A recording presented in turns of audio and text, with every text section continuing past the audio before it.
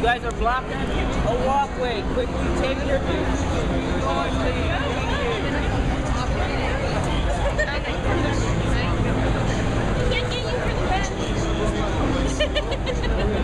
Jump in there with a mom. I'll take the picture.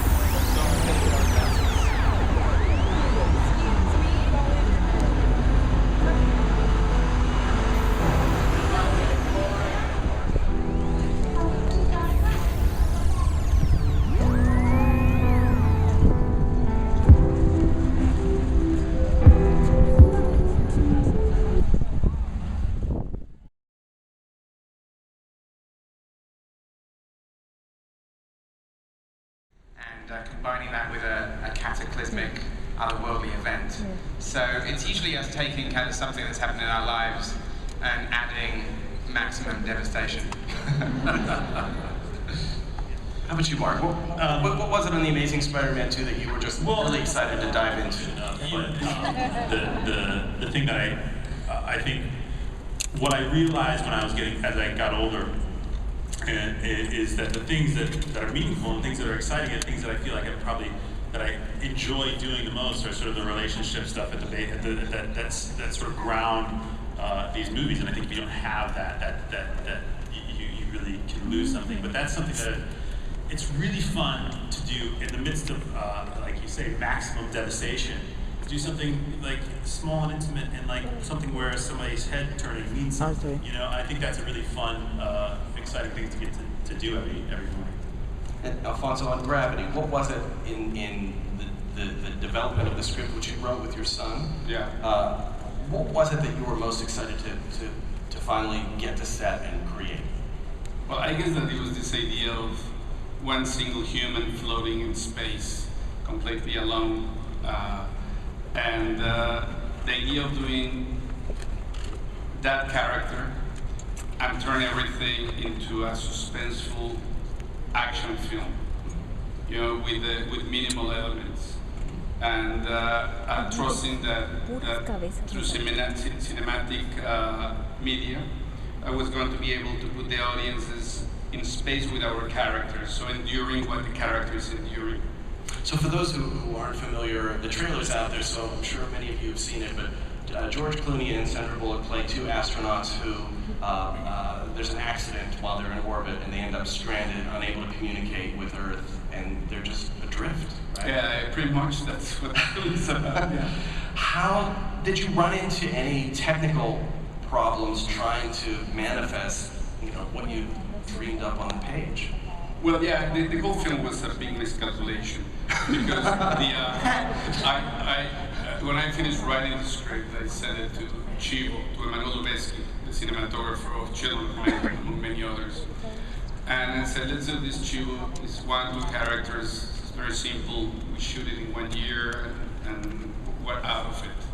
And for the next 4.5 years, he kept on reminding me that. And the thing is that once that we tried to ground the script, it was very clear that the technology to make the film didn't exist.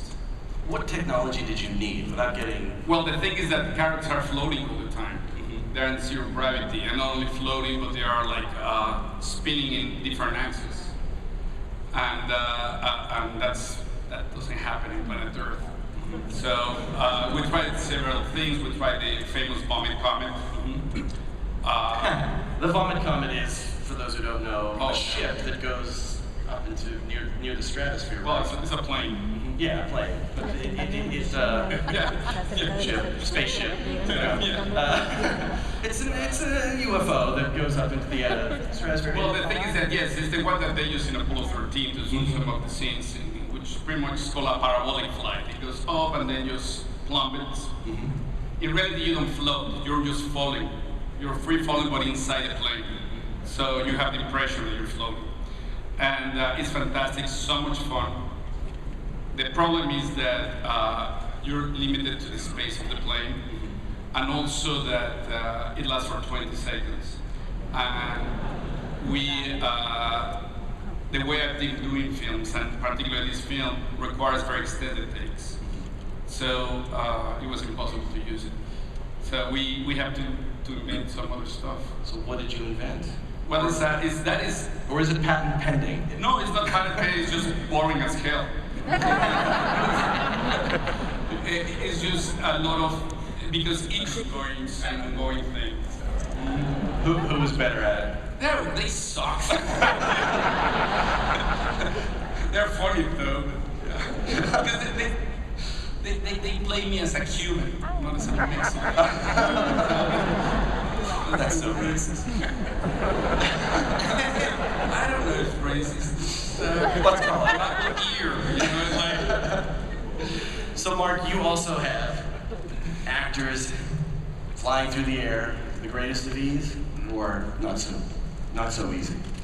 Well, flying is it gets really technical, but like there's like in the first movie and on this one, we tried to do base the movement or make it as realistic and as grounded as possible. So in the first movie, we built massive rigs that were 300 feet long, and we would fly Spider-Man or a stunt double Ilron underneath this overpass in New York, and even the stuff that we ended up doing in the computer, we used that as a reference, because the trick is like a human body can only take so much, and the reality of the physics of somebody flying through the air at the velocity that Spider-Man would fly through the air is sort of mind-boggling and impossible or very difficult to ask an actor to do.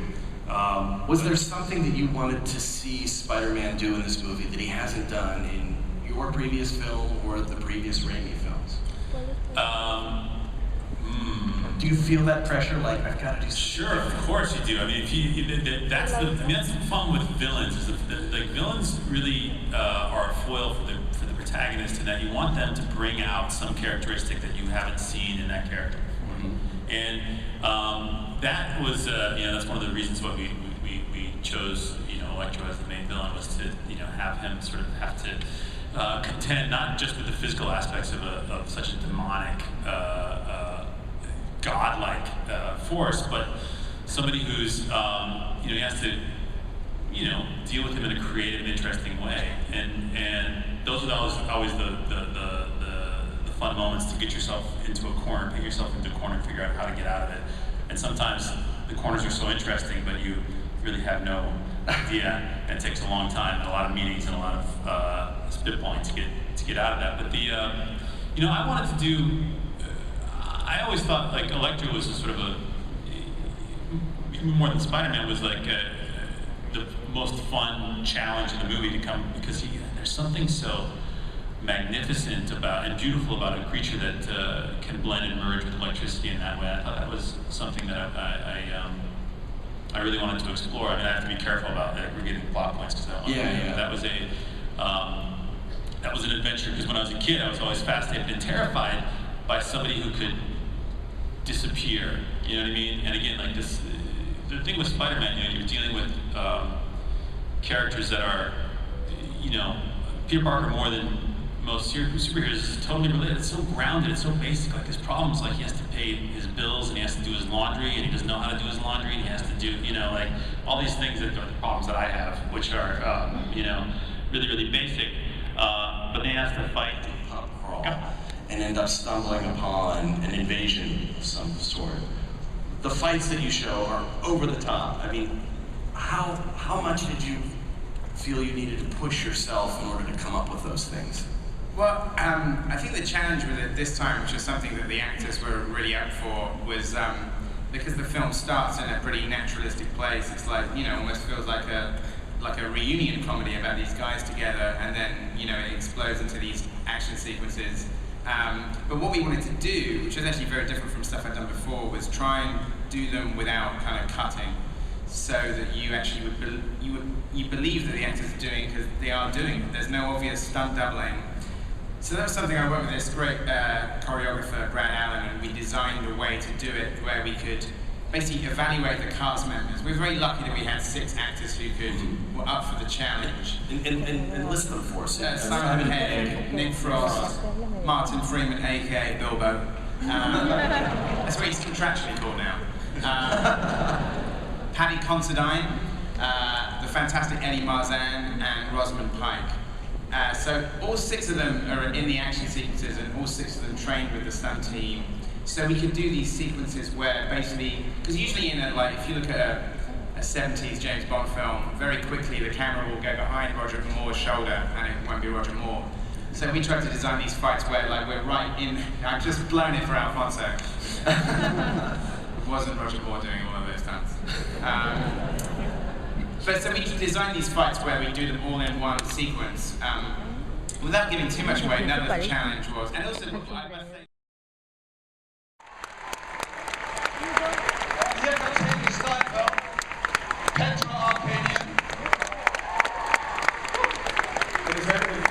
And I wonder, do you think he's still here? Do you think he's here? I think he's right here. I don't know. I see him back there.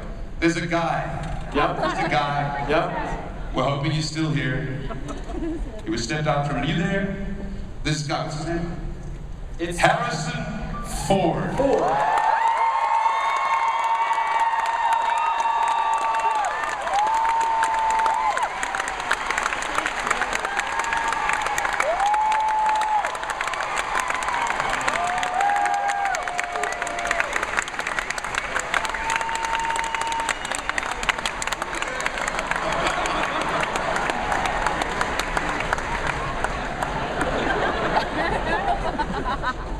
In case we forget who we are. excellent. Welcome, you guys. Since you're the director producers, do you want to show the clip first, or do you want to talk first? What do you guys want to do? What do you guys want? You want to see a clip, or you want to talk? See a clip.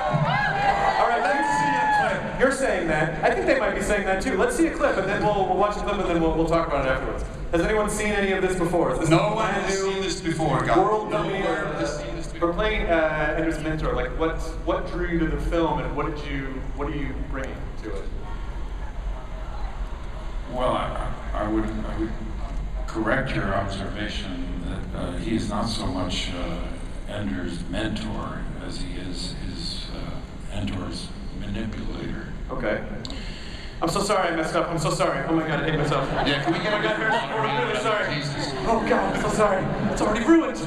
I'm never coming back here. It's not fair. Una parte de la película que no debía de haber dicho. I was drawn to the complexity of the moral issues here. Questions about the complex moral issues that are involved in the military. This book, which was written 28 years ago, imagined a world which has become an everyday reality. The ability to wage war removed from the battlefield is one of the realities of our life now with drone warfare. This was unknown 28 years ago. But the issues of the manipulation of young people for their value as soldiers because of their special skills, their motor skill capacities, and because of their conceptual freedom is something that was really complex and interesting to me. And I was delighted to be involved in playing a character that wrestled with these concerns and brought them into public consciousness. Gavin, as a director, do you, again, you know, taking a book, and then what were some of the challenges that you had? Some things you didn't think you'd be able to accomplish because it's obviously it's a complex world. Yeah, well, I mean, it kind of divides into two things, right? I love the book for two principal reasons. I love, obviously, this amazing environment, the battle room, which I really think you guys are going to love. I hope you will, because it's truly beautiful. So there's a real technical challenge of bringing that kind of idea and visual idea to the screen. But then, more importantly, what I love really at the heart of this book, most importantly, is this is what Harrison's alluding to, is this is not a simple story of good and evil, and the good guy gets wronged and then goes on a revenge mission and beats the bad guy. I'm kind of bored with that, right? We've seen enough visual effects movies. Visual effects don't do it for us unless they're supported by a great story. And this is a great, complex story. Oh, that was totally a Lucas laugh. Hearing you like that, as opposed to let's see some cool effects, which you will see, but hearing that you want a great story really means a lot, and that's what it is. And so to have characters that are not simple, that wrestle with their own capacity for good and evil, have actors of the intelligence of Acer and Haley, and of course Harrison on a good day. It's amazing. You know, and when he's not having a good day, you bring in Sir Ben Kingsley and he makes up for it, so it's okay. After Samurai, if you have a purchase of $100 and a free animation lanyard, which is of $200 for that free animation, you have